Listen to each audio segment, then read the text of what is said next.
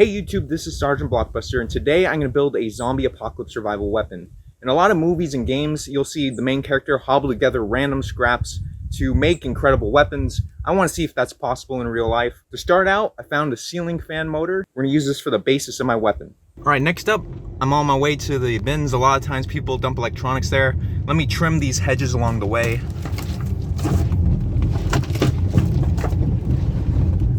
There we go, just doing a community service right there. Perfect, look at all these dumped electronics.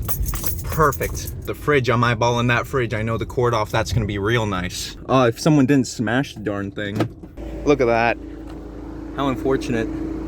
Oh, what? Someone had the same idea. They took the cord off this one. Unbelievable. And this one too. Dang, someone beat me to it. I got this thing. This looks like an electronic. Let's see. What in the world? I found a robot here. The cord's been cut as well.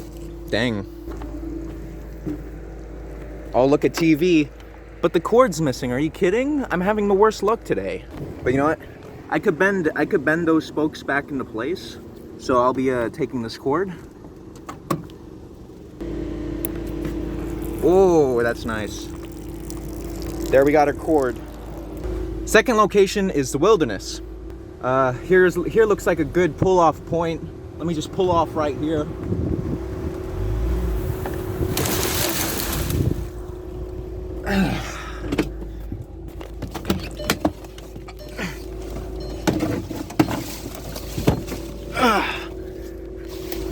Perfect.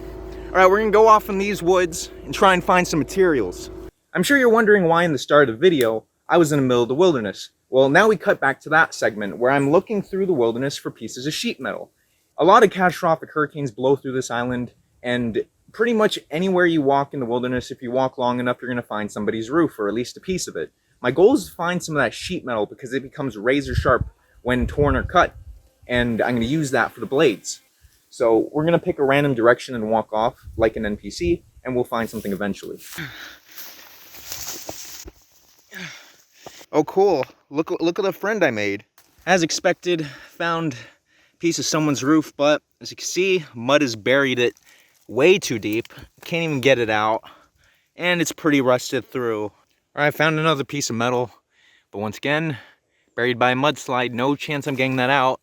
And that's unfortunate because that's a nice piece right there. See, now this piece is a little more reasonable. It's a little buried, but I could easily pull this out because this is just a gutter. However, as you can see, it's rusted through. I got some new friends in my shoes as well, making all sorts of friends on this adventure. Let me get them out before they start eating me. So, really unfortunate I can't use this. This would have been the perfect size. Gosh, so much false hope out here. This is yet another great sized piece, but it's just torn to shreds. Oh, look at this. Looky here. I got a sign. It's a sign. It's got a hole in it. It's kind of small. So, at least this is a good start. Jeez, look at all the snails under there. There we go. Good start. An old sign. Judging by the tire mark, I assume it was hit by a car and thrown off the road. Still seems in decent shape and good enough for what I'm using it for. Just gotta wash it up a little bit. I cleaned the cord a little bit. There's a break in the cord right there, so I'll be cutting that off because it's just not worth repairing. Look at the fighter jets. Oh my goodness.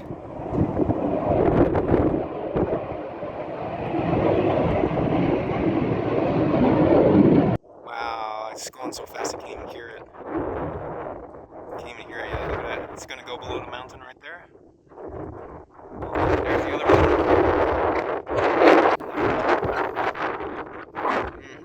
Wow. Ignore the fighter jets in the background. We gotta tape up the brakes with some electrical tape just for safety right there. And one more break in the wire to repair with the tape. Looks like this was like like thrown off a vehicle with the damage to this wire. There's a little bit of sticky stuff on this wire I can't get off, and since it's an unidentified substance, I'm just gonna put some tape over it for my own sanity. Repairs to the wire done. Next, gotta repair this.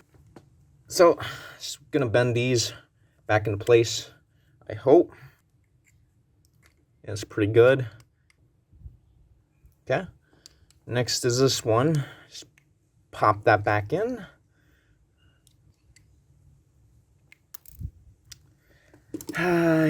That's not necessary for a working appliance. Okay, this looks straight enough to get into a socket. That's all we need. Next, I'm going to strip these wires down and connect it to the motor, which is the first main step in our build. And since this is a weird shape, I'm not going to use the wire strippers for this one. I'm going to use the good old-fashioned technique of just slowly cutting it with scissors. Look at that. That's how you know I'm a pro right there. I'm going to twist these up a little, make them a little more uniform. Perfect. That is exactly what we need for the start of our project. All right, next up, we're going to connect the wires and see if this motor really does work, because nothing's for certain in projects like this. All right, so first, we've got to connect these two. All right, so I've run a test. It is getting power. As you can see by the bottom, the light comes on. It is powered, it's just not on, which is a problem. All right, after running some tests with this, there's no way to have this running without wiring attached. So hopefully we have an old fan somewhere with a piece like this. All right, upon searching, I found this. Looks like it could attach. The connections look the same, and it easily disconnects from this kit, and it has the remote still here. So we might have just gotten incredibly lucky. I might just save this video right now. Look at that. It's the same, it looks like about the same code, same color code on the box. This may have very much come from the same company. I don't know, but plug it in. Now we just hope it actually works without destroying everything. Come on now. All right, a lot of troubleshooting, got a battery working, and it turns on. And what's even cooler is now it's remote controlled, which I did not expect that. So here's the motor from fan number 1, this whole mess from fan number 2, and the remote from fan number 2. And the cool part about this is now I have a remote, it's remote controlled, and I'm going to completely change my plan on what I was going to build. Instead of a weapon, I'm going to build a trap. And now I'm just going to use some good old-fashioned duct tape. Sometimes the simplest solution is the best one when in a zombie apocalypse or any type of natural disaster and you want to build something cool. I'll surely be reusing this next hurricane. All right? It may not look pretty, but it'll get the job done. Let's just tape this all off right now. Not only will this keep everything in place, it'll give it a slight waterproofing. Perfect. Next up, do the metalwork. Probably make the most sense to use these two. Okay, so I'll need to somehow get 5 blades out of that metal that are at least 3 inches at the base going to a point. I have to measure it out. Lucky for us, this sign is exactly 1 foot wide, which is divisible by 3. So we're going to have one at 3 inches, 6 inches, 9 inches, and 12. And then we can have one more blade out of the scrap.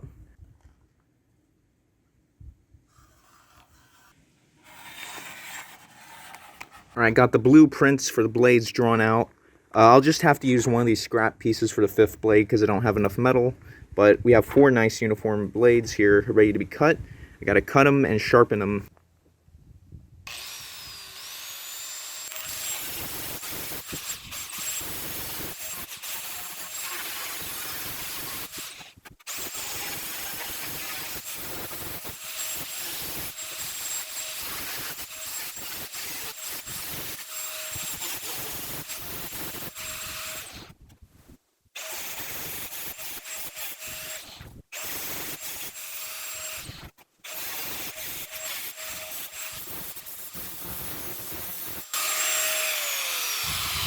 Oh, my back.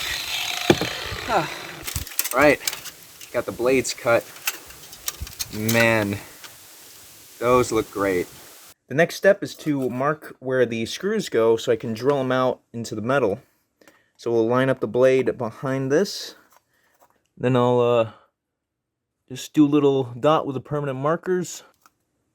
And that is how we know where our screws are going to go.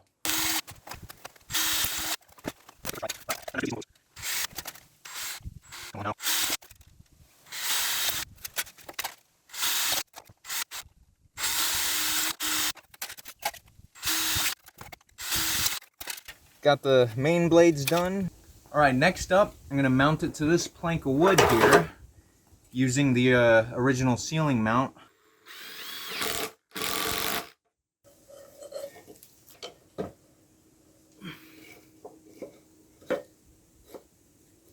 That is as perfect as you can get.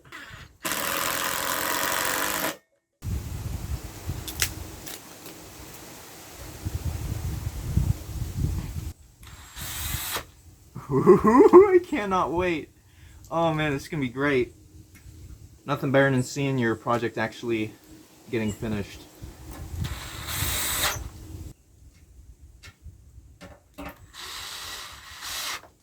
So only one screw won't go in all the way, which I'm sure that's fine.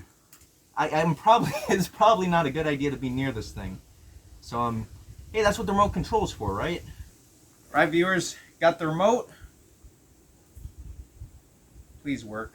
No, please, I worked so hard.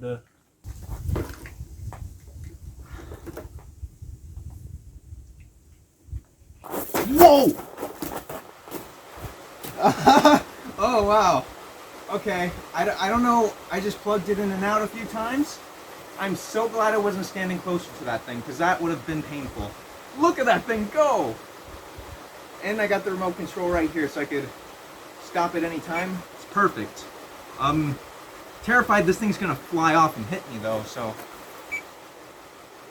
There we go. So you see, you can turn it on and off with a remote. I could double up with more blades if I wanted to, but I don't want to go through that trouble right now. This is already taking way too long. It turned out so good, I actually drove all the way to the store, bought 3 tomatoes and this pepper for $9 so we could throw them into the trap and see how well it slices.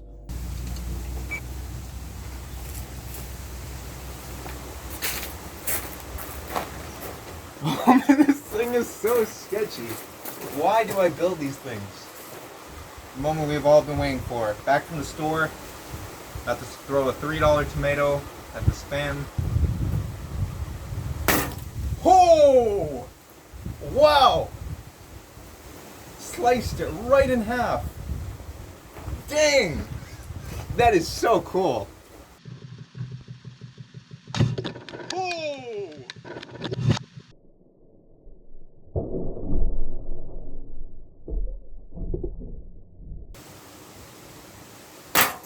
Woo! And here's just how clean the first one was, sliced just right through the thing. Oh, that was a good cut.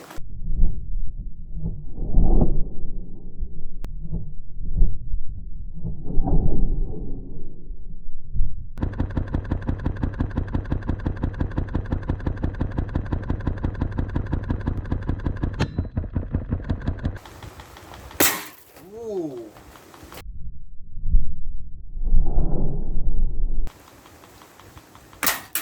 Oh, there we go. Woo.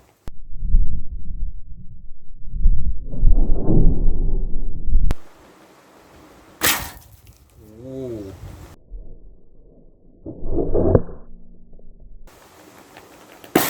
Whoa, dude! It shot it all the way and it hit the wall over here. Okay, this is a little bit sketchy. It's getting a little sketchy right now. But you gotta do it for the content sometimes, you know.